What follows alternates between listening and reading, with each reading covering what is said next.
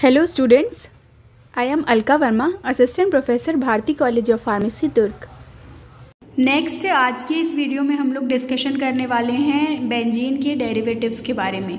ठीक है, तो सबसे पहले हमको ये जानना ज़रूरी है कि डेरिवेटिव्स क्या होते हैं। डेरिवेटिव्स क्या होते हैं, बेंजीन का बेसिक हमने जान लिया है कि बेंजीन क्या होते हैं, उसकी केमिकल प्रॉपर्टीज़ कैसी है, उसका फॉर्मूला क्या है, किस तरीके से कितने कार्बन होते हैं, कितने हाइड्रोजन होते हैं, ये सारी चीज़ें हमने डिस्कशन कर ली थी।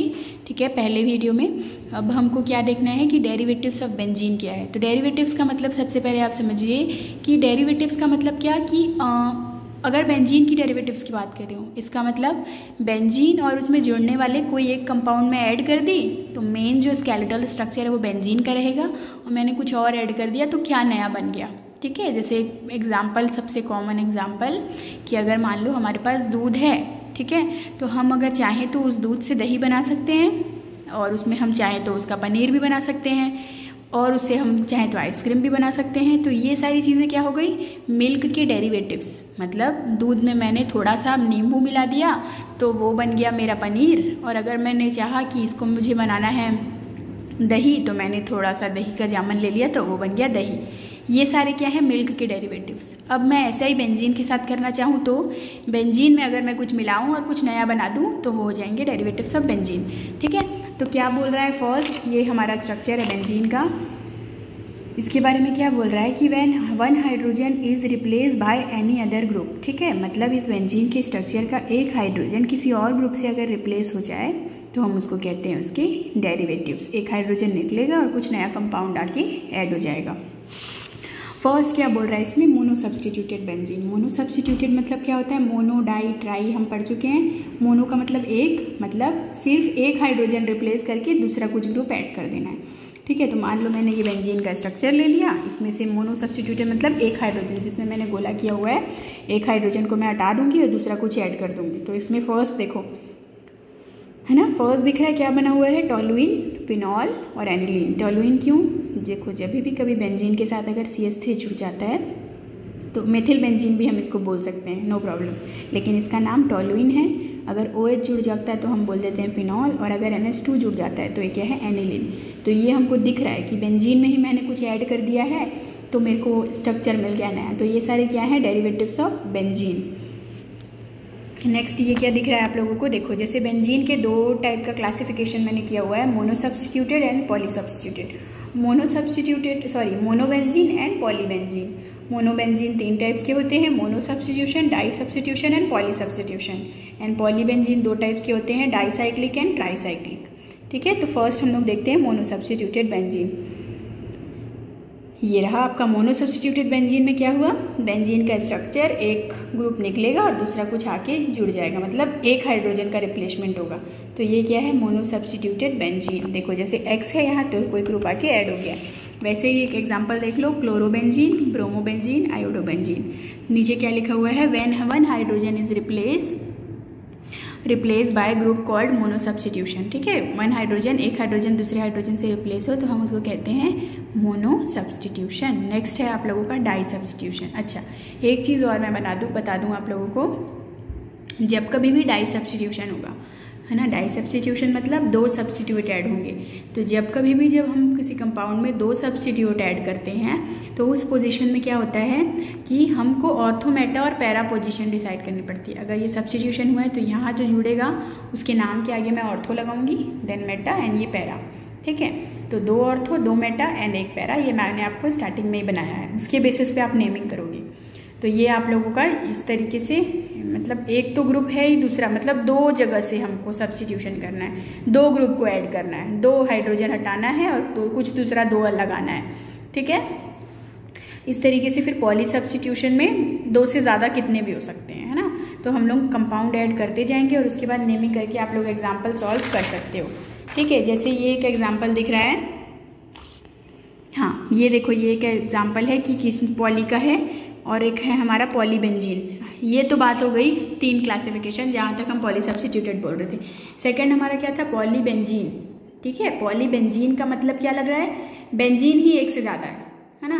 तो बेंजीन के स्ट्रक्चर अगर एक से ज़्यादा हो, जो आप लोगों को चैप्टर 4 में आई थिंक पढ़ना है नेप्थेलीन एंथ्रासीन के बारे में, वो सारी चीज़ें हो जाएगी हमारी। नेप्थेलीन एंथ्रासीन ये पॉलीबेंजीन में आते हैं। तो यहाँ हमारा खत्म होता है डेरिवेटिव्स ऑफ बेंजीन। नेक्स्ट हम अब बात करेंगे रिएक्शंस ऑफ बेंजीन। ठीक है, बेंजीन का रिएक्शन हम किसके साथ कराएंगे तो कौन सा कंपाउंड बनता है।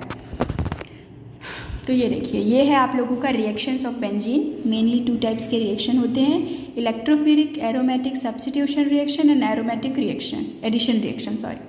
ठीक है, इलेक्ट्रोफिलिक एरोमेटिक सब्स्टिट्यूशन का मतलब आप लोग सब समझते हैं, कोई भी इलेक्ट्रोफिल एक आएगा और ऐड हो जाएगा। ठीक है, तो रिप्लेसमेंट है ना, इलेक्ट्रोफिलिक सब्स्टिट्यूशन मतलब रिप्लेसमेंट, और एडिशनल रिएक्शन हमको नाम से ही लग रहा है एडिशन। तो फर्स्ट क्या है, इलेक्ट्रोफिलिक एरोमेटिक सब्स्टिट्यूशन। ठीक है, in the reaction of hydrogen atom which is present on the aromatic ring replace by the electrophile, the species which is carried positive charge mean electron deficient species are called as electrophile. ठीक है, कोई भी अगर एक benzene ring में दूसरा electrophile आके add हो जाए तो उसको हम कहते हैं इलेक्ट्रोफिलिक एरोमेटिक सब्स्टिट्यूशन। और इसका 2 स्टेप है। देखिए, फर्स्ट स्टेप में क्या बोल रहा है, involves in the attacking of electrophile in electron rich group, और फिर क्या करेगा, ये इसमें इलेक्ट्रॉन जो है वो अटैच हो जाएगा पोजीशन को देखते हुए। ठीक है, स्टेप 2 में हम क्या देखते हैं, involve in the rearrangement of benzene. मतलब क्या होगा, पहले यहाँ फर्स्ट स्टेप में हमारे पास आके कंपाउंड जुड़ा है लेकिन उसमें हाइड्रोजन के एटम्स निकले नहीं है। ठीक है, सेकंड में क्या होगा, ये जुड़ेगा, मतलब जुड़ने पे हाइड्रोजन को रिप्लेस भी होना है, तो हाइड्रोजन जो है वो रिप्लेस भी होंगे। जैसे एक एग्जाम्पल का रिएक्शन हम देख लेते हैं, नाइट्रेशन एंड सल्फोनेशन। ठीक है, नाइट्रेशन में क्या हो रहा है कि जो बेंजीन है उसके साथ नाइट्रेशन का रिएक्शन हो रहा है। नाइट्रेशन का रिएक्शन हमेशा HNO3 और H2SO4 दोनों के साथ होता है ना। तो हमने क्या किया, इसका रिएक्शन इसे करा लिया, तो बेंजीन में NO2 जुड़ गया, तो ये क्या बन गया, नाइट्रोबेंजीन।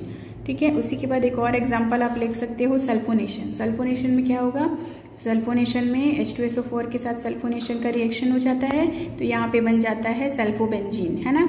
देखो, अगर ये टूटेगा तो किस तरीके से टूटेगा, इस तरीके से 2 H2SO4 के मॉलिक्यूल्स लेते हैं हम लोग, तो ये बन जाता है सल्फोनेशन। मतलब एक हाइड्रोजन रिप्लेस होके दूसरा कोई कंपाउंड, सल्फोनेशन में सल्फर के कंपाउंड CaSO3, और अगर नाइट्रेशन की बात करेंगे तो NO2 के मॉलिक्यूल्स जुड़ जाते हैं। इस तरीके से हम लोग रिएक्शंस पढ़ते हैं।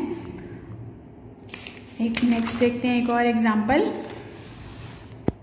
एक है reaction Friedel-Crafts acylation. Friedel-Crafts acylation and Friedel-Crafts alkylation, जिसको हम एल्काइलेशन और एसाइलेशन 2 अलग अलग रिएक्शन होते हैं। एल्काइलेशन क्या होता है, एल्काइलेशन हमको सोल का ही समझ आ रहा है कि हमको फ्रीडल-क्राफ्ट एल्काइलेशन में एल्किल हैलाइड लेना है। एल्किल हैलाइड क्या होता है हमारा, RX मतलब एल्किल ग्रुप, X मतलब हमारा हैलाइड्स। ठीक है, तो RX मतलब हमने ये एल्किल ग्रुप और ये हैलाइड्स 2 कंपाउंड ले लिया है। इसका रिएक्शन अब हम इसको तोड़ेंगे तो कैसे टूटेगा, CH3+ एंड Cl-। तो CH3+ और Cl- में टूटेगा तो क्या हो जाएगा, CH3 यहाँ जुड़ जाएगा और यहाँ का जो H रिप्लेस हुआ है वो क्या करेगा, Cl के साथ जुड़ जाएगा और बना लेगा HCl। इस तरीके से हम लोग फ्रीडल-क्राफ्ट रिएक्शन करते हैं। अब इसका मैकेनिज्म देखोगे तो फर्स्ट क्या बोल रहा है, फॉर्मेशन ऑफ एल्किल कैटायन। तो सबसे पहले हमको क्या करना पड़ेगा, एल्किल कैटायन का फॉर्मेशन पढ़ना पड़ेगा। ये मैं आप लोगों को नेक्स्ट वीडियो में लाइन बाय लाइन आपको सारे रिएक्शंस का मैकेनिज्म समझाऊंगी। इसमें बेसिक्स आप लोग देख लीजिए।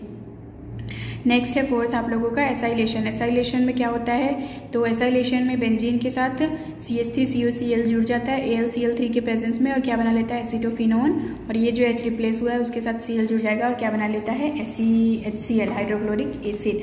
नेक्स्ट है आप लोगों का हेलोजिनेशन। हेलोजिनेशन मतलब हेलोजन के मॉलिक्यूल्स आके किसी भी बेंजीन के साथ जुड़ जाएंगे CCl4 या फिर FeCl3 के प्रेजेंस में और क्या बना लेते हैं, क्लोरोबेंजीन और HCl। ये है आप लोगों का main basic structure. Next video में हम रिएक्शंस का मैकेनिज्म और कैसे होते हैं, केमिकल रिएक्शंस कैसे होते हैं, किस तरीके से हम लोग स्टेप बाय स्टेप एक एक मैकेनिज्म को समझेंगे, इसको हम लोग नेक्स्ट वीडियो में कवर करते हैं। तो यहाँ आप लोगों का ख़त्म होता है केमिकल रिएक्शन।